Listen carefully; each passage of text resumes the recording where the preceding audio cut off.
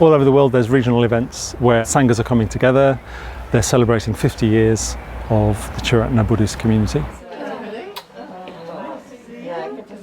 Here at Sheffield Buddhist Centre we've had the Northern English region, so that's Sanghas from Liverpool, Blackburn, Manchester, Newcastle, Leeds and Sheffield. And the whole day was framed around starting with looking at the past, rejoicing, appreciating the present and looking forward to the future. So the very first thing that we had was Manjunaga, who's a Manchester Order member, and he was setting the scene what it was like in Britain, particularly in London actually, in 1967.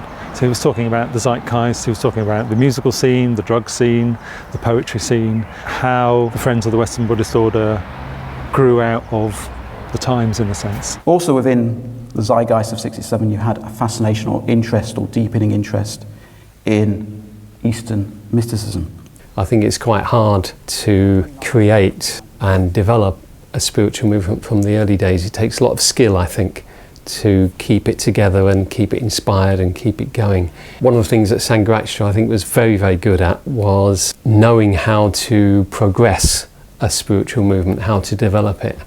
And he kept a very close eye on it in the early days. He was also really inspiring. You know, he inspired us to build the spiritual movement. Emil Boyne, one of our number, ran a shop in Monmouth Street, specialising in the sale of Buddhist objects. It was called Sakura. We decided to rent a small unoccupied room in the basement and convert it into a meditation centre, and the Triratna Meditation and Shrine Room was publicly dedicated on the evening of the 6th of April.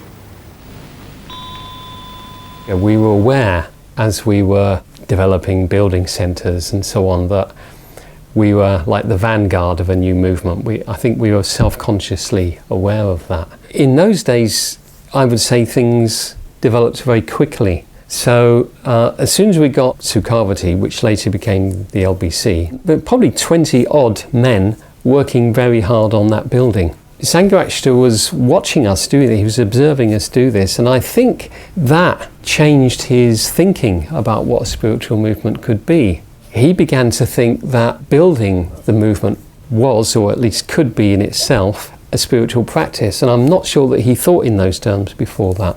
That gave rise to the idea of a new society. Everything that we did could be practice.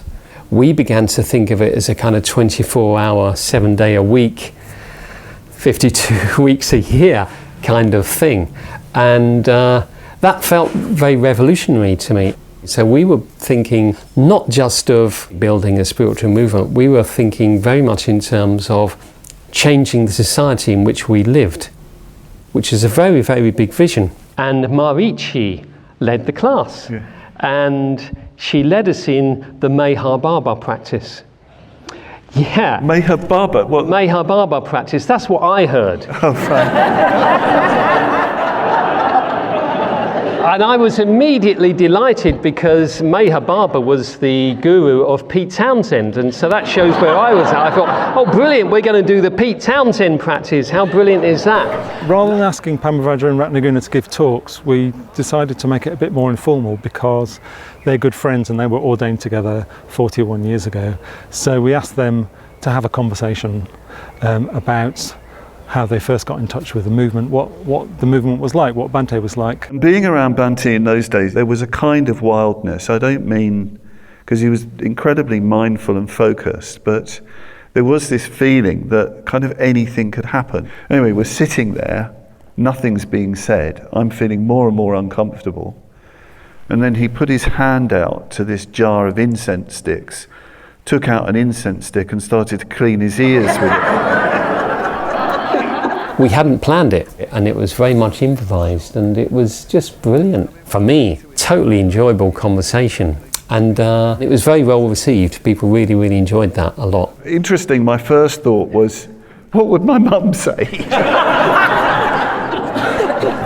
And then of course, it's a teaching, you know.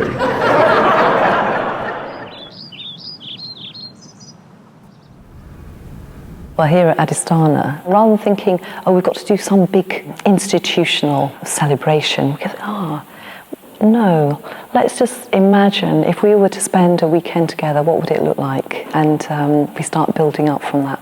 It seemed to require quite a lot of croissants, for instance, which was very particular to us, but we started off from there.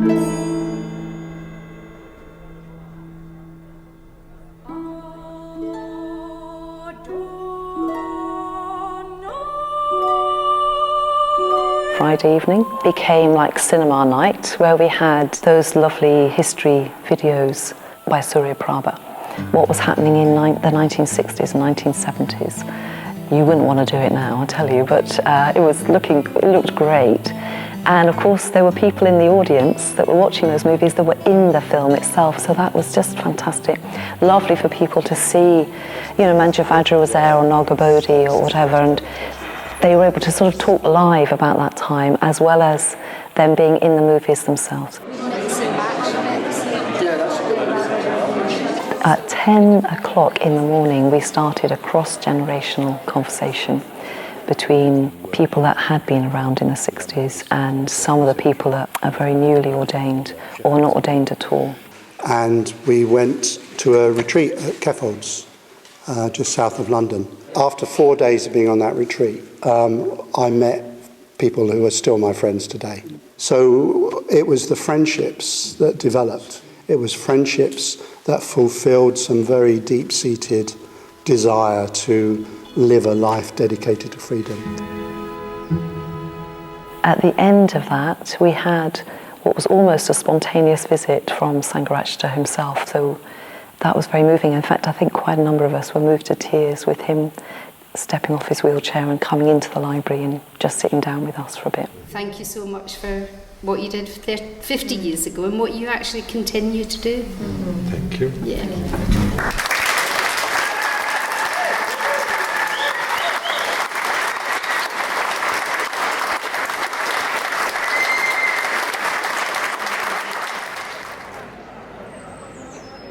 Every year we have a summer fair in Sheffield, which is in June, and it's always sunny. So we've got this myth in Sheffield that whenever we have big events at the centre, it's always going to be sunny. And today just proves it. And it's been wonderful. We've had about 150 people here. We had groups during the day, 12 different groups. So it made such a difference that people could just come out into the garden and have their groups there, eat their dinner together in the sunshine. That really sort of added to the atmosphere of the day. I was particularly inspired by 4 short talks by younger order members giving different aspects of their vision for the next 50 years of Triratna. There were times during that I felt really, really inspired and confident in our future.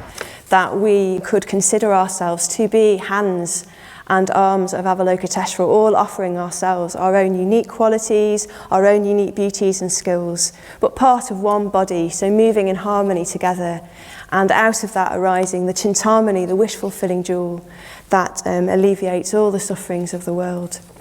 They were just great, actually. It was just really great to hear the new generation speaking from their perspective. In the very early days, 76, the order members who were running things were really young. Subhuti and Lokamitra and Dharmadina and so on, they were young people. They were in their 20s. I mean, myself and Padmavajra, we were looking up to them as if they were elders. They were only a few years older than us. But now an order member is considered young when they're under 40. There are newer, younger people coming in, and there are younger people getting ordained, but we need a lot more of them. Born in Lanarkshire near Glasgow. So after lunch we did an optional activity. Well, we called it an optional activity, but actually I think almost everybody on site attended it. And this was Dharmarati's Desert Island Discs. And he took us from his childhood, art school years, getting involved with the movement and the different stages of his life. Meanwhile, we heard Mozart, Bob Dylan, various pieces of music. Yeah. He's somebody who often facilitates other people to tell their story. This time it was all about him. It was like watching a good friend tell their life story, so it kind of had an intimacy to it. Just out of interest, Manisha went there too. I know that all around us there were many things going on. Because I was so involved in Adhisthana, it was hardly possible to keep up with what was going on. But I know online you were seeing images and talks coming in from all over the world, and it just looked incredibly kind of colourful and sunny in a lot of places. And I think it was a very inspirational weekend, in a very joined up way, a very international event that was happening. We're celebrating 50 years of Triratna, and one of the things I really appreciate about Triratna is that it's wide open. It's an open door kind of movement. Anybody can come on retreat. You don't have to be a Buddhist, you don't have to be anything in particular. You can just try it out. When the Sangha of the Vajins went to see the Buddha and asked the Buddha, how is our Sangha to be able to continue to thrive and prosper? The Buddha answered, they need to come together regularly in large numbers. Hooray, that's what we are doing. Ga ik voor toevlucht tot de machtige beschermers, tot de gemeenschap van de bodhisattvas. The next day, after the usual meditation and breakfast, we listened to the recording of Subhuti's talk that he'd given at the LBC the day before, all about appreciation and gratitude. When we look back, we see how much has been done. It's quite incredible when I think about what I encountered when I went down into that basement. Just a few hippies and a guy in slightly grubby robes with great big mutton chop whiskers. It's something sort of dangerous about him because he just could not be categorized. You could not have imagined what we have today 50 years ago. Of course, leading up to the 50th anniversary was the whole controversy kicked off again in a really big way. And it was unpleasant. It was really difficult for all of us, really. And I was wondering what the celebration days would be like. They might be tainted in some ways by that controversy. But the chair of the Sheffield Centre, Maitri Dasa, began the day by saying, OK, we all know there's a controversy going on, but today is a celebration. And today we're going to celebrate. I thought that was a really, really good way to begin. And we really did celebrate.